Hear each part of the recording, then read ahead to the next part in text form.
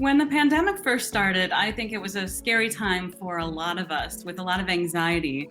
And that's still there, but now months in, we've also settled into this feeling of loss, sense of missing out on things that would have been a part of our lives, things like a birthday party or a vacation or a graduation ceremony.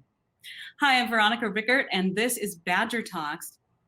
Today, we're talking about how to deal with that feeling of loss. And with us to help navigate is Richard Davidson. He goes by the name Richie, and he's the founder and director of the Center for Healthy Minds at UW-Madison. Richie, thank you so much for being here. Thank you for having me, Veronica. It's a pleasure. Richie, why do you think this sense of loss is starting to kick in so fully right now in the journey?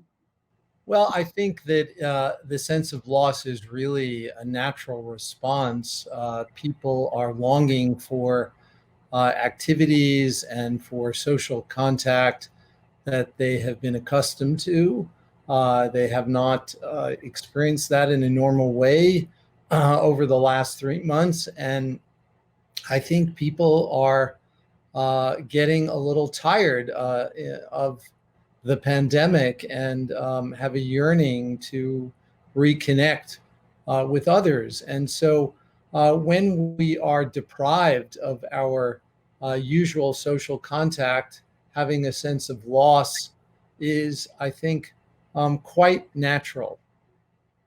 Sometimes I catch myself thinking, these are months of their young lives that my kids will never get back, time with their friends and developmental milestones. But that doesn't seem like a very helpful way to think about it. Is there a helpful way to think about the loss?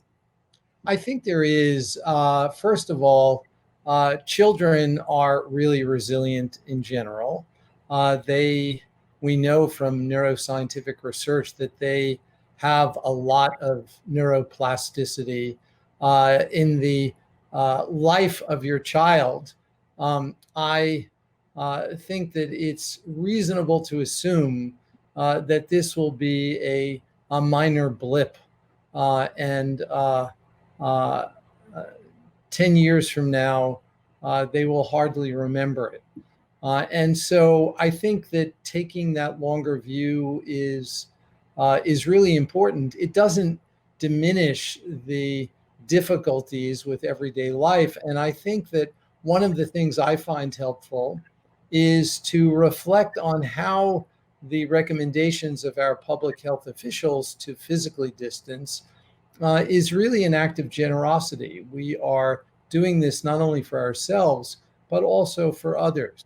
And also, I think this is a time when many people report that they're reconnecting with parts of their life that they may have not been so connected to. They can actually, they have a little bit more time. They spend more time in their home, around their home. They notice the natural environment, the birds around them. People are taking walks more often.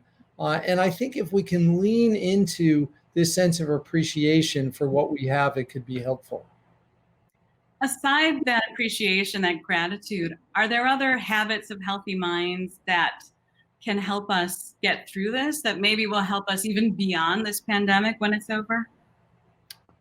Yes, my aspiration is that the post-pandemic world will look different than the pre-pandemic world. I think most of us would agree that the trajectory that we've been on is not a particularly healthy one, and so I think that this our lives are so dependent on others, and I think this is a time during the pandemic when we really experience this. We are dependent on people who deliver packages to our house, people who may work in stores that do curbside delivery and are incredibly helpful to us. And I think that reflecting on this and appreciating and expressing our gratitude, these are emotions which are the elixir of resilience.